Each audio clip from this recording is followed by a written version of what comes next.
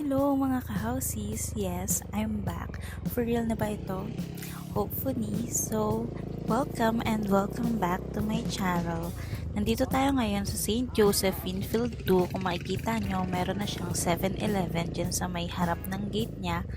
At nandito tayo ngayon para maghanap ng isa na namang foreclosed property under Pag-ibig.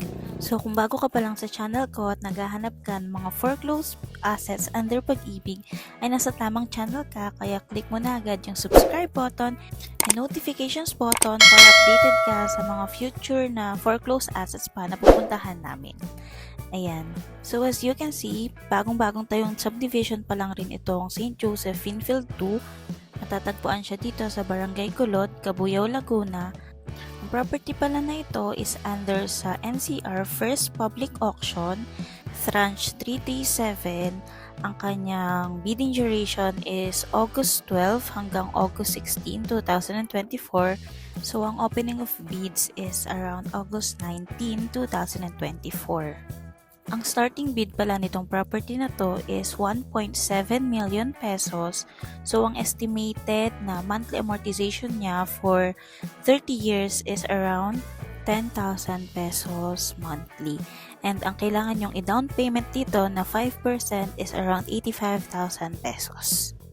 Isa pala itong townhouse na may lot area na 36 square meters na ng kanyang floor area ay around 42 square meters. Ayun, so given na mas malaki yung floor area kaysa sa kanyang lot area, so isa itong 2-story townhouse.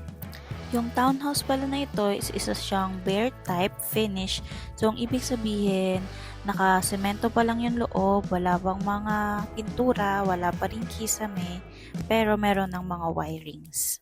Bago ko pala makalimutan, ang complete address nitong property is Block 52, Lot 38, St. Joseph, Winfield 2, Barangay Kulot, Cabuyao City, Laguna.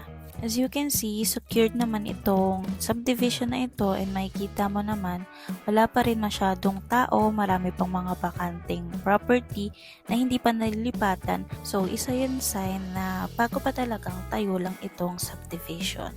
Ayan, nandito na pala tayo sa property, muntik pa nating malagpasan. Ayan yung property. As you can see, pangalawa siya dito sa may kanto, katabi lang siya ng corner lot. And kung lalapitan natin, ayan, ganyan pa kalawak yung lupa mo sa harapan na pwede mong extend. Ayan, so ito na po yung property sa loob. As I mentioned kanina, isa siyang bare finish. Ayan, makikita nyo. May pintura na pala. I'm sorry, I stand corrected. Pero wala pa siyang tiles. And meron lang siyang stairs na steel. And then dun sa taas, wala pa siyang kisame. And wala pa ring divisions. Dito sa first floor, meron na tayong CR dyan. Not sure lang if tiles na, pero ang alam ko, tiles na siya. And as you can see, ito yung padlock nung Pag-ibig, and ayan yung letter from Pag-ibig na saying na it's foreclosed na.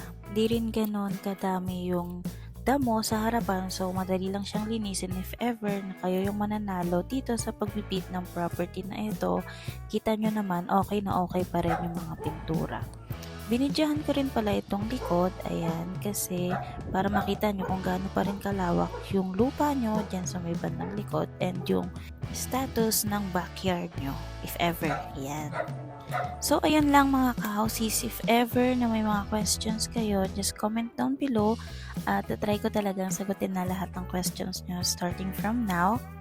And if may mga requests, suggestions, just comment down below. And also, don't forget to click the subscribe and notifications button para updated kayo lagi, dahil bukas na bukas ay mag-upload din ako ng isa pang property sa San Pablo naman, sa may Linville, San Nicolas.